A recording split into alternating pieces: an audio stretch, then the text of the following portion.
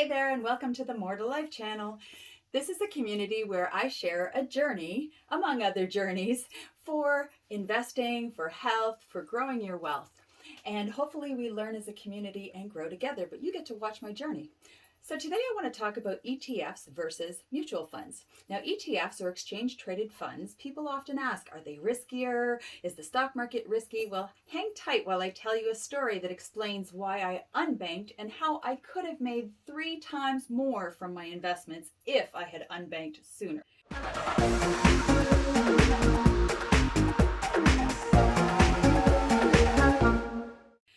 One of the things that keeps people away from the stock market is the perception that it's too risky and that you can lose all your money. Well, this is why so many people who are approaching retirement or in their retirement already keep their money in a savings account or whatever mutual fund that the bank offers, paying higher fees and getting pitiful returns. In fact, last week, a friend of mine showed me an email from her investment broker trying to convince her to keep her $250,000 invested despite a negative 2.3% loss of her mutual fund, which was in the bond market. That was supposed to be a safe investment. But this shocked me. I was thinking, wow, how many seniors are in this same position and losing their hard-earned capital because they think the stock market is too risky? And by the way, even if you're not losing money and you're just breaking even, inflation is still making you lose money. So sure, there's a risk in everything. There's no guarantee of return or profit. And if you're not smart about it and you don't do your research, there are stocks that are riskier than others. And don't take my word for anything. This is not financial advice. I'm not a financial advisor. I'm just sharing knowledge and the journey that I'm on. So first you need to decide what's your risk profile. What level of risk are you willing to take with your money? I started putting money into investments as a single mom roughly in 2001. It took another nearly 10 years before I started looking seriously about how to let my money make more money for me. So after that, the next 10 years investing in mutual funds with my bank, the funds went up and down and sideways. And imagine my surprise when 10 years later, I looked back and calculated a total average return of just over 4% per year. It's about double what a really high interest savings account might get you. So now most people invest in mutual funds and they work similar to an exchange traded fund or an ETF. An exchange traded fund is an actively traded fund that is a stock that you can buy and sell in the stock market. And that way you invest it yourself instead of your bank investing it for you. Now, an exchange traded fund basically lets you invest in a basket of the top company stocks in a particular category or in general without having to buy the individual companies. The stock for an ETF is a fraction of the cost of buying individual stocks in those top companies. So let's break it down. Bear with me while I tell you the rest of the story. Imagine I was a single mom and I was putting in little bits over time, about $21,000 over time, into a safe, moderate risk mutual fund investment as my bank financial advisor suggested. I made the mistake of setting it and forgetting it, as the mutual funds went up and down according to the markets and the economic downturns. Now remember, that would be a war against terrorism, worldwide geopolitical strife, a global economic crisis, which caused a couple of market crashes. Anyway, at the end of 10 years, I had profited about $8,900 in total. To some people, that sounds pretty good, right? I mean, the bank tells me, look, you got a 40% return on your money. Except, no. When I deep dive into it, I realized that there were mostly my dividends automatically reinvesting and not necessarily stellar gains. In fact, it took 10 years to get there. Also, in the last 4 years of my 10 years, I switched a small portion of the fund to a higher risk profile and profited over 111%. So actually that $8,000 profit happened in the last 4 years, which means that for most of those 10 years, I didn't make any profit. Oh, but the bank did. Yeah. Sorry, Scotiabank.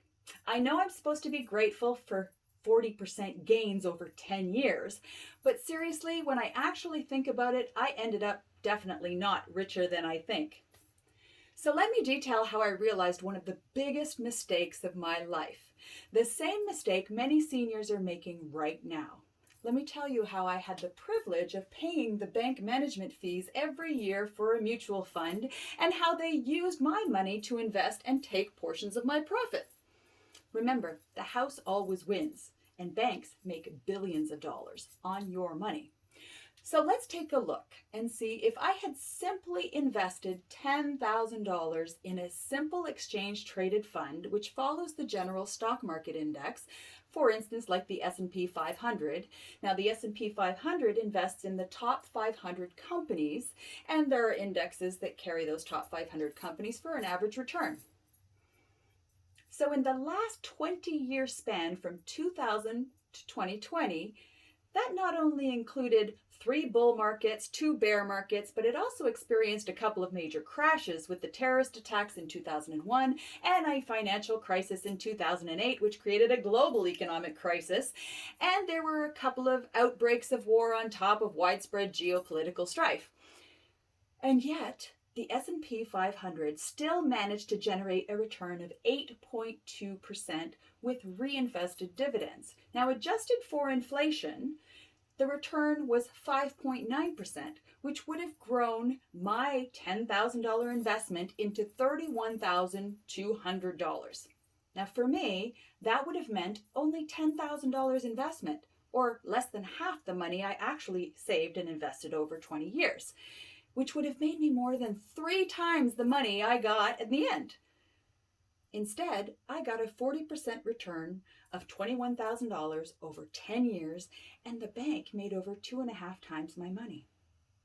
To add insult to injury, on top of the fees they charged all along the process, when I unbanked, I moved my investments to Wealthsimple to start investing myself.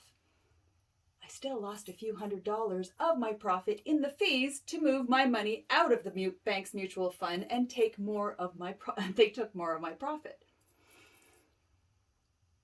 My bottom line, lesson learned. Banks have convinced us to play it safe with mutual funds and high-interest savings accounts or bonds so that they can take the lion's share of the profits from our investments. Mutual funds are not better investments than an exchange-traded fund. Sure, some of them do well in some years, but there are safer, more lucrative investments actually in the stock market. Now, you can't predict the performance of the S&P 500 index for the next 20 years. And yeah, I'm sure I'll get comments from people somewhere telling me how I could have 5 times or 10 times my money, or maybe even 20 times my money if I had bought certain growth stocks or penny stocks individually. But to wrap this up, I just want to share something from Warren Buffett. Now, Warren Buffett's the most famous and successful billionaire investor in the world. In 2014, he wrote an annual letter to his shareholders, which included an excerpt from his will. And in his will, he ordered that the children's inheritance should be placed in an S&P 500 index fund because the long-term results from this policy will be far superior to those attained by most investors, whether it be a pension fund or institution or individuals who employ high-fee managers. So lesson learned the hard way, Mr. Buffett. Now you know why I chose to unbank my investments. Although I have invested in a few individual stocks, the bulk of my money is invested in ETFs, exchange-traded funds, which have a higher dividend yield than the bank ever gave me over those 10, 15 years.